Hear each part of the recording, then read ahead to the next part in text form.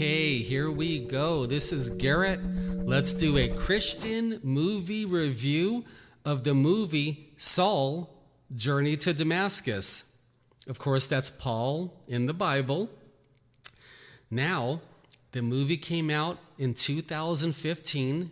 It's 90 minutes long, and the famous John Rhys Davies not only produced the movie, but plays Caiaphas. So he's producer and actor. And Saul, the star of the movie, was played by Kyle Schmid. And let's see, Ananias was played by Brent Crawford. Now let me make something clear. Even though this movie is about Paul, Saul, who becomes Paul, the movie is not 100% biblical, and it's not supposed to be, and they're not advertising it like it is. This is more of a fictional and biblical account of Saul going to Damascus. Now, let's talk about the good part. Because it's partially fictional, there are some incredible conversations with Saul. For example, his speech in front of the Sanhedrin so he can go to Damascus. It's not in the Bible. This is a fictional speech, and it was incredible. Or another scene, Saul, he's not Paul yet, he's still Saul. He has a couple different conversations with Caiaphas, played by John Rhys Davies, and the writing was incredible. The acting is incredible.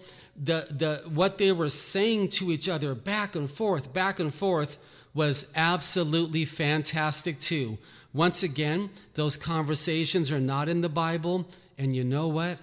I really like that. I really love to see Christian movies that go behind the scenes and have fictional conversations with Saul and Caiaphas, or Saul talking to the Sanhedrin, and on like that. Let me give you one more fictional conversation that happened. Saul talks to Stephen.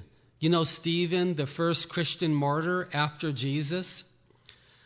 And there's a couple conversations in the movie between Saul and Stephen that came out really well. One more scene I'm going to mention in the movie, because all of you know in my movie reviews, I do the opposite of everybody else. I don't mention scenes. I don't mention spoilers. I don't ruin your fun. I don't tell you too much.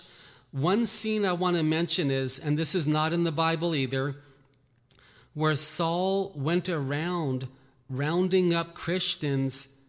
He gives them a big speech before he has them beaten. And that was good. I mean, it's just really, really good. The wardrobes are good. The acting is good. And I don't want to mention any more scenes. I almost did, but I'm going to tell you one more. Saul has two talks with his Pharisee teacher. Let's see, what's his name in the Bible? Gamaliel. Two separate talks with his teacher. These are fictional. They're not in the Bible, and I love it. I just love it. I love when Christian movies do that. And now, one more thing. In the good section, I mentioned the music. It came out pretty well, but I have one thing written down in the bad section, and that's the music also. Some of the music was good. Some of it was bad. Some of the movie is 100% biblical. A lot of it is fictional. They did a fantastic balance. I would highly recommend that you watch this movie, rent this movie, or buy this movie. Saul, Journey to Damascus. This is probably going to surprise you, but I'm going to give this movie a 9. It's that well done. And to be able to hear all of those fictional talks between Saul and Caiaphas, Saul and Gamaliel, Saul and Stephen, Saul and the Christians being tortured and beaten, it's good. This is really good. I give it a 9 rating. Let's praise God.